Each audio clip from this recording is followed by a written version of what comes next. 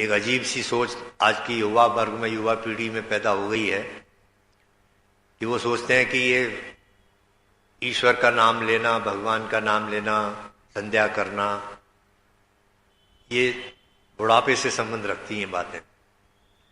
बोले जब जवानी तो खाने पीने मौज उड़ाने के लिए है, जब बूढ़े हो जाएंगे, सारे कामों से निवृत्त हो जाएंगे, तब परमात्मा का नाम लेंगे, तब सोचेंगे कि कर्म की बात।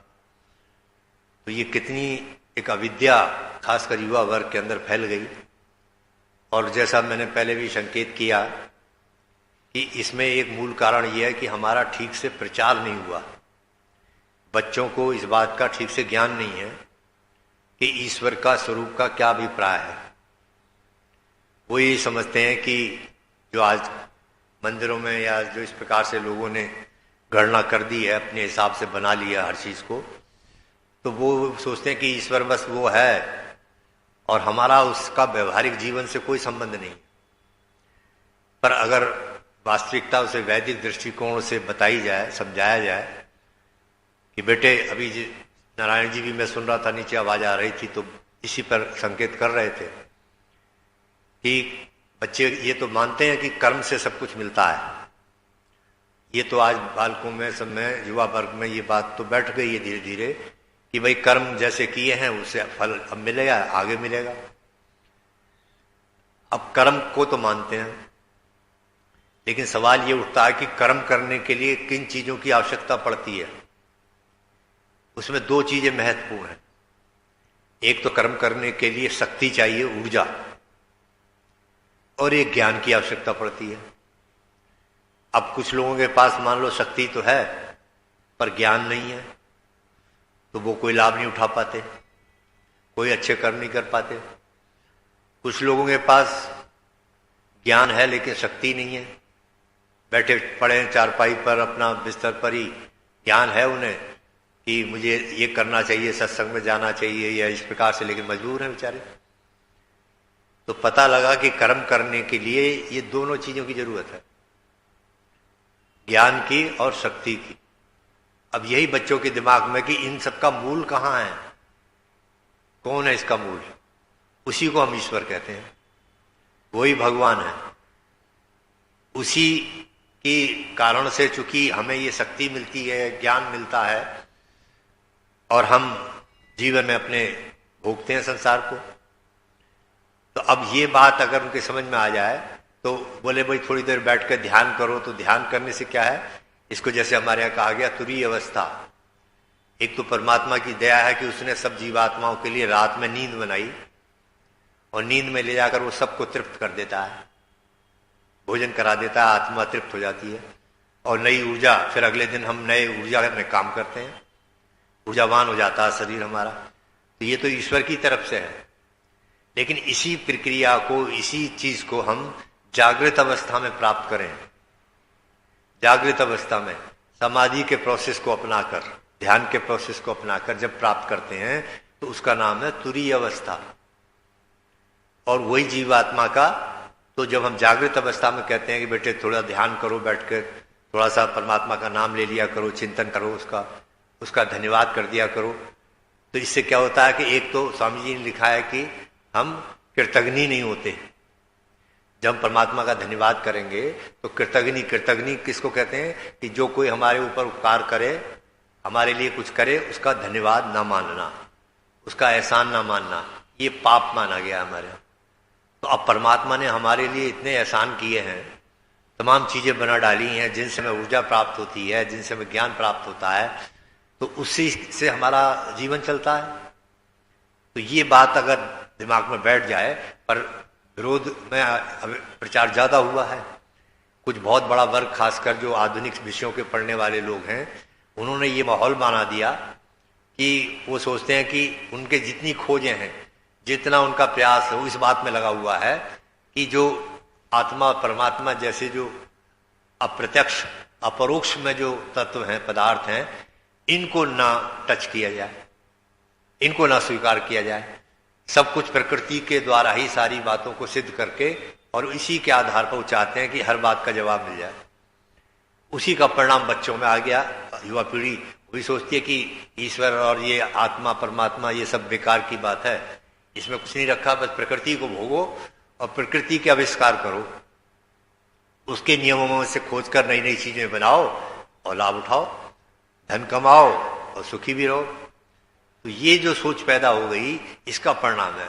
अगर उसको ये बात पता हो कि भाई नहीं, ये जो प्रकृति के भोगने की जो सामर्थ्य तुझे में आ रही है ये भी उसी ईश्वर के कारण से ही तो आ रही है, परमात्मा के कारण से आ रही है। तूने परमात्मा का सहारा आश्रय ले रखा है, इसलिए उसका हाथ पकड़ रखा है, तो तुझे ये सारे तू भोग आनंद ले रहा है। अगर तू परमात्मा को छोड़ दे, ना माने, तो परमात्मा ने अपनी तरफ से तो तमाम व्यवस्था ही की है, क्योंकि वो तो हमारा जीवन है। परमात्मा को, ईश्वर को जीवन कहा गया, लाइफ, सोल अलग और लाइफ अलग। तो लाइफ जो जीवन है वो ईश्वर की उसी सत्ता के कारण से है, गुणों के कारण से है, जो कण कण में समाया हुई पावर है, और उससे हम लाभ उठाते हैं। कमजोर हो जाते हैं, दूध पियो, दूध से ताकत आ गई, तो दूध में किसने भरी है ताकत? जल है, जल लिखा, जल ही जीवन है जगह जगह। अब मूर्छित होते हैं, थोड़ी सी तकलीफ, जल पी लेते हैं, एकदम ऊर्जा आ जाती है। जल में कितनी ऊर्जा भरी है? ये वायु जो देखो आप, प्राणायाम के द्वारा हमारे गुरुकुलों में 5-5 सूत की सरिया को यहाँ बच्चे गुरुकुल में यहाँ रखकर नाजुक जो मोड़ देते हैं, किससे? प्राण की शक्ति के द्वारा। तो प्राण वायु में कितनी पावर है, इसी के आधार पर तमाम हमारे ये जो ट्रक है, इतने इतने 20-20 टन और कितने कितने कुंटल वजन लेकर ढोके चल रहे हैं कि टायरों में हवा है, 32 पाउंड 40 पाउंड इतनी हवा होती है। तो कितनी पावर है इन तत्वों के अंदर। तो ये पावर किसने भरी है? यही चिंतन है, बस यही परमात्मा का प्रत्यक्षीकरण है। इन गुणों को देखकर गुणी का ज्ञान हो जाता है कि यार वो इस प्रकार का उसका स्वरूप है, वो इतनी शक्तिवान है, उसी से हमारा जीवन चल रहा है। तो जब बच्चों को ये स्वरूप ईश्वर का बताया जाए तब उन्हें लगता है कि नहीं, ये तो थोड़ी देर बैठकर भाई शक्ति प्राप्त कर लो। आ रहा है धीरे धीरे समय, लेकिन अभी कुछ टाइम लग रहा है। अभी डॉक्टर पिछले दिनों एम्स जो हमारा संगठन है उसके बोर्ड में ये बात पास हुई, वहां से लोगों ने निष्कर्ष निकाला शोध करके कि गायत्री मंत्र का पाठ करने से, जाप करने से मेमोरी जो है, यहाँ पर एक लावा बनता है ऐसा मस्तिष्क के अंदर कि उससे हमारी याददाश्त बहुत तेज हो जाती है, मेमोरी तेज होती है। तो लोगों का ध्यान गया भाई कि ये इस प्रकार से अभी इस पर और काम होने की जरूरत है। तो कहने का मेरा अभिप्राय है कि इस प्रकार से महर्षि स्वामी दयानंद जैसे ऋषियों ने जो हमारे लिए ज्ञान दिया, मार्गदर्शन किया, वो अपने आप में एक बिल्कुल सच्चाई का रास्ता है। उसमें कहीं ढिलाई, उसमें कहीं संशय बट लगाने की आवश्यकता है ही नहीं। इसके बिना हमारा काम ही नहीं चलेगा। रोज हम बोलते हैं, देखो इससे बड़ी घोषणा और क्या हो सकती है कि यस छाया अमृतम यस मृत्यु कस्मई देवाय हविषा विदेव, यानी जिसका आश्रय ही मोक्ष सुखदायक है। अभी मोक्ष की बात कर रहे थे ना, का आश्रय ही मोक्ष सुखदायक है, जिसका न मानना अर्थात भक्ति न करना ही मृत्यु आदि दुख का हेतु है। इससे स्पष्ट घोषणा क्या हो सकती है? तो उसको स्वीकार करना, उसके तो वो और हमारी पढ़ाई में काम करेगा।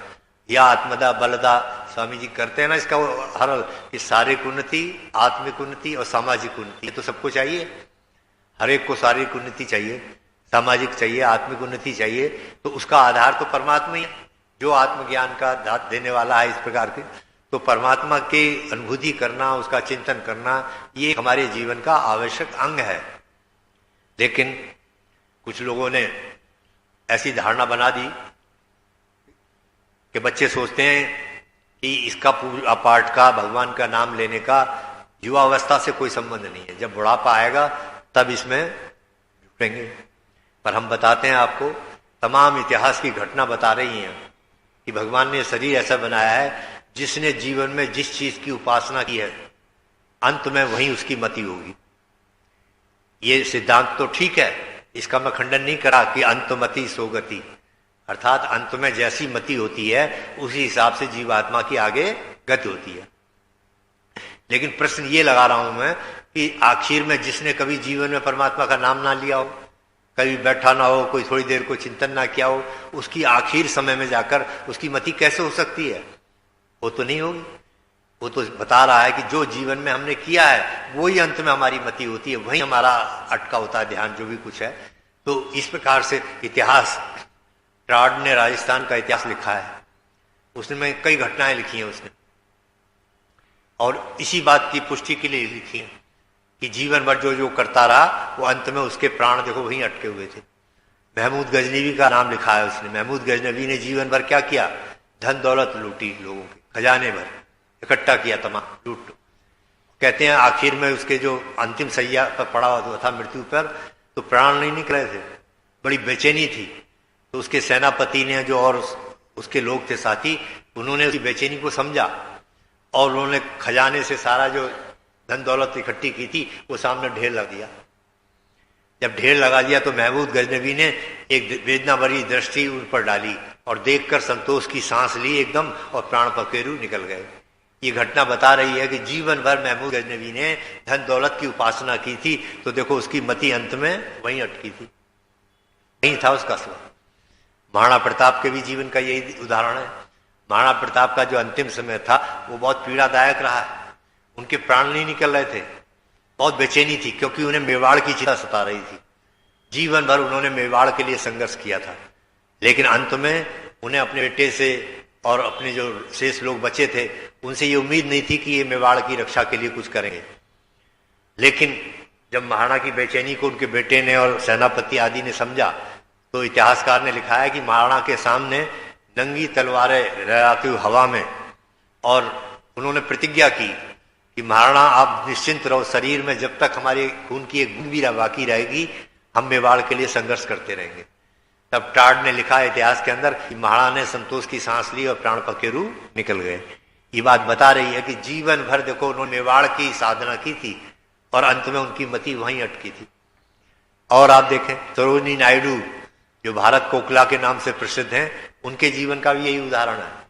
उन्होंने जीवन भर गीतों की रचना की, गीत लिखे और सुनाती थी, लिखती थी। तो अंत में उनका साकुल था, तो उन्होंने अपनी स्टैनों से कहा कि कोई गीत सुनाओ, कोई गीत सुनाओ। वो घबरा गई, वो बोले मैं क्या जानूं गीत गाना, आप जो बोलती थी मैं तो वो लिखती हूं। तो बोले नहीं, कुछ भी टूटी फूटी लाइन कुछ भी सुनाओ। तो उसने कुछ गुनगुना दी, उनकी पंक्तियां गुनगुनाई। तो वहां इतिहासकारों ने लिखा है कि उन्होंने एक संतोष की सांस ली और प्राण पखेरु निकल गए। तो पता लगा कि सरोजिनी नायडू ने जीवन भर गीतों की उपासना की थी, इसलिए उनका ध्यान जो है वो अंत में मति गीतों में थी। देखो, तो जो जिस व्यक्ति जो भी जिस प्रकार के विषय को लेकर जीवन से ही अभ्यास डालेगा, मूल बात यह है। इसलिए ये बात लोगों के बच्चों में बैठ गई कि नहीं पूजा पाठ बाद में कर लेंगे, परमात्मा का नाम, ये गलत है। महात्मा गांधी के भी जीवन से देखो यही झलक मिल रही है। महात्मा गांधी जो है हाथ में तो गीता रहती थी उनके, लेकिन जिह्वा पर उनके राम का नाम रहता था। जब उनके गोली मारी नाथूराम गोडसे ने, तो वहां पर इतिहासकारों ने कहा राम राम ही निकला उनके मुख से। महर्षि स्वामी दयानंद का भी जीवन यही है। देखो महर्षि स्वामी दयानंद ने जीवन भर क्या किया? ईश्वर की उपासना की, जीवन भर भक्ति परमात्मा की 18-18 घंटे की समाधि लगाने का अभ्यास किया। और अंत में देख लो आप, उनका जो अंतिम दृश्य है वो इतिहासकारों ने लिखा है वो यही है कि बैठ जाते हैं और बैठकर ईश्वर के स्तुति प्रार्थना उपासना के मंत्रों का पाठ करते हैं। और पाठ करके और ईश्वर तूने अच्छी लीला की, ईश्वर तेरी इच्छा पूर्ण कह के और प्रणाम के द्वारा प्राणवायु को निकाल देते हैं बाहर। तो ये बता रही है कि जीवन भर उन्होंने ईश्वर की उपासना की, तो अंत में उनकी मति ईश्वर में थी। तो यही हमारे दिमाग में रहना चाहिए कि जो गलत भ्रांति पैदा कर दी बच्चों में, युवा पीढ़ी में, कि साहब जवानी से इसका कोई संबंध नहीं है, बुढ़ापे में चल के परमात्मा का नाम ले लेंगे, ये गलत है। उस समय तो जो जवानी में युवावस्था में आपने अभ्यास डाला है वही अभ्यास आपके काम आएगा। अगर जवानी से युवावस्था से आप सीधे बैठे हैं, आपकी रीढ़ की हड्डी ठीक है, बैठे हैं, तो वही चीज आपको बाद में काम आएगी। और अगर उसी प्रकार से शरीर बनाई, भगवान ने बनाया ही ऐसा है शरीर, इसमें आप देखें, आप टाइपिस्ट को देखिए, कोई जो कचहरी पर टाइपिस्ट होते हैं, अब तो कंप्यूटर आ गए, उस टाइपिस्ट को आप जाकर देखो तो जो वो टाइप करता है, जो 8-10 साल का प्रैक्टिस प्रोफेशनल होता है, उसको देखो आप, उससे अगर आप ये पूछें कि बताओ बीच की लाइन में ये बाएं हाथ की उंगली में दाहिने में कौन सा अक्षर आ रहा है, तो वो बता नहीं सकता, उसे बता नहीं पाएगा। लेकिन जैसे ही कीबोर्ड पर उसकी उंगलियां और इधर मैटर देख रहा होता है, इधर रखा है पन्ना वो जिसको टाइप करना है, और एक मजाल है जो एक अक्षर की भी गलती हो जाए, एक मात्रा भी इधर से उधर चली जाए, ये क्या है? ये देखो हमारे शरीर की रचना का बता रहा है इससे। यानी अभ्यास का कितना महत्व है। जो अभ्यास डाल लिया हमने, अभ्यास कर लिया, वही चीज हमारे देखो वहां काम में आ रही। तो यही परमात्मा के नाम स्तुति को लेकर है कि हम, इसीलिए किसी उर्दू के शायर ने लिखा है ना, कर जवानी में इबादत, कर जवानी में इबादत, काहली अच्छी नहीं, और जब बुढ़ापा आता है कुछ बात बन पड़ती नहीं। बुढ़ापे में क्या बनेगा? बुढ़ापे में तो शरीर भी साथ नहीं देता ठीक से, तो कहाँ हमारा। तो इसीलिए युवावस्था से ही इसकी तैयारी, युवावस्था से ही इसका भाव रखा है।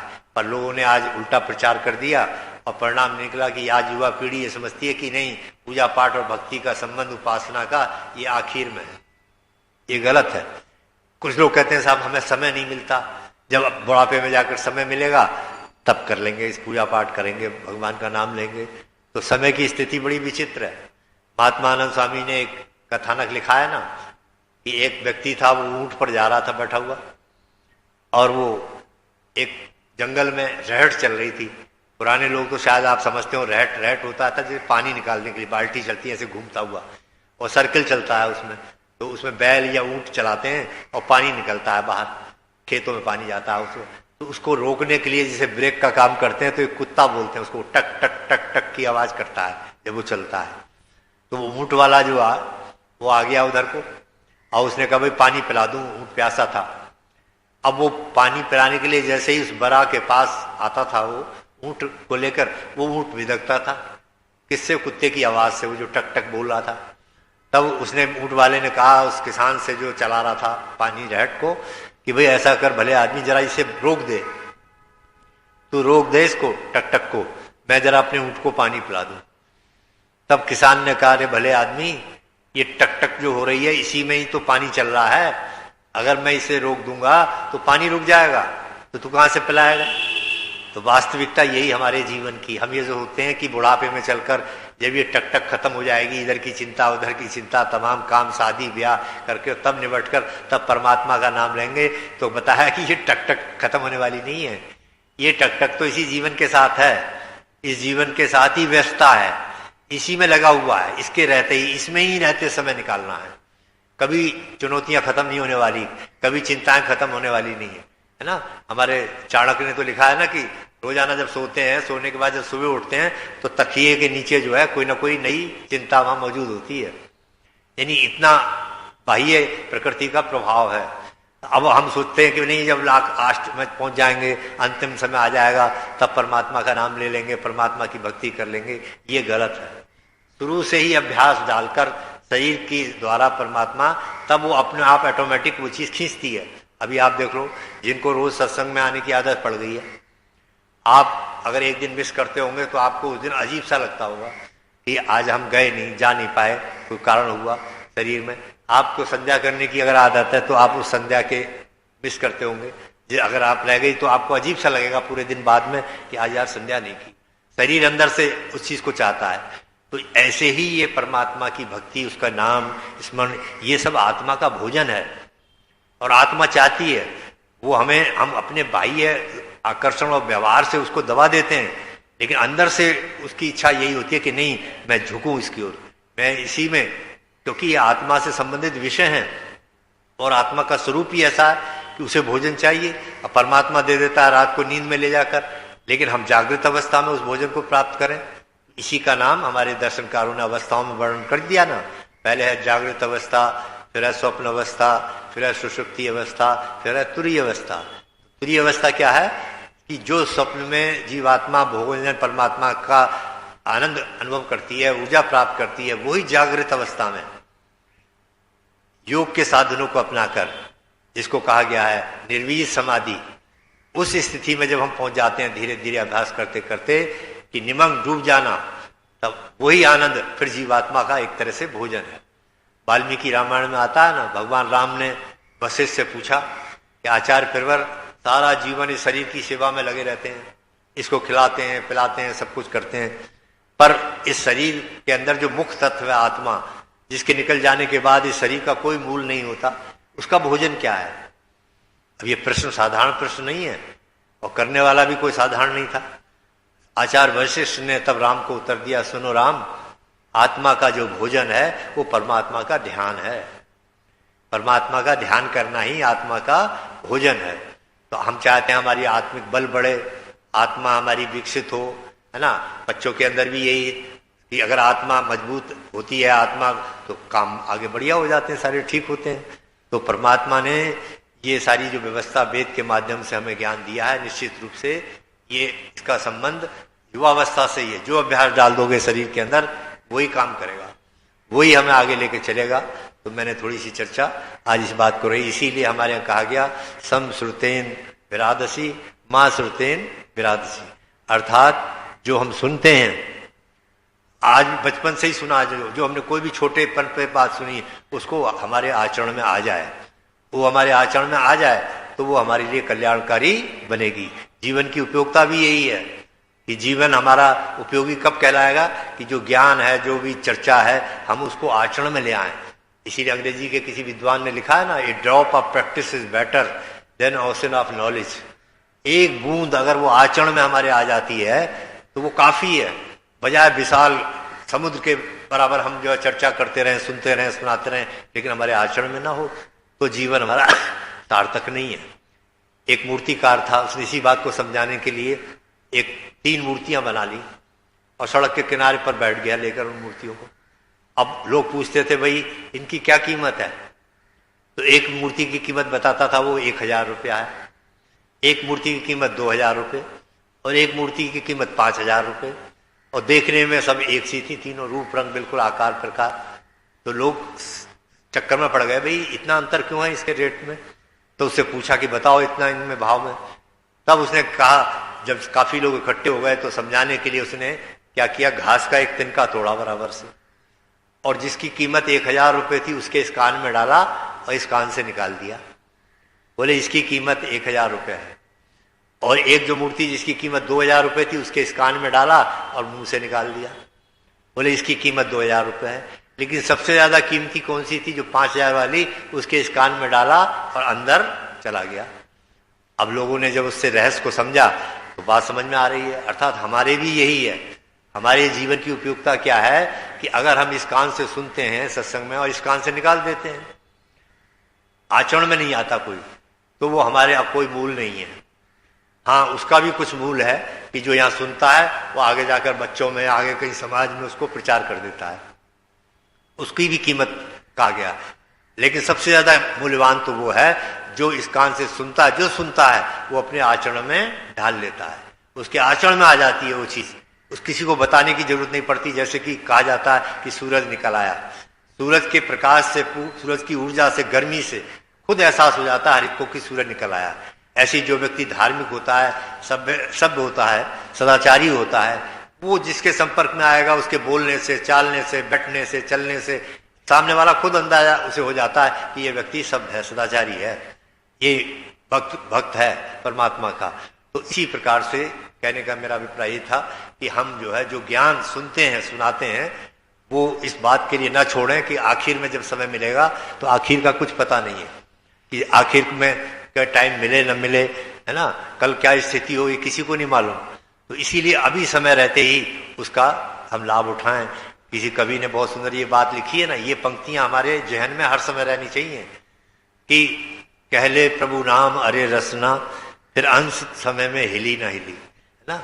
आप आज समय है, इसलिए जितना आज परमात्मा का नाम ले सको, चिंतन कर सको, आज हम स्वस्थ हैं, ठीक हैं, तो ये आज ही के लिए बहुत उपयोगी है, कल पर इसको न टालें।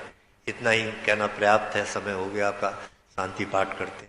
ओम द्यौ शांति अंतरिक्ष गुम शांति, पृथ्वी शांतिराप शांतिरोषधयः शांति, वनस्पतयः शांतिर्विश्वे देवा शांति, ब्रह्म शांति, सर्वगुण शांति शांतिरेव शांति, सामा शांतिरेधि। ओम शांति शांति शांति।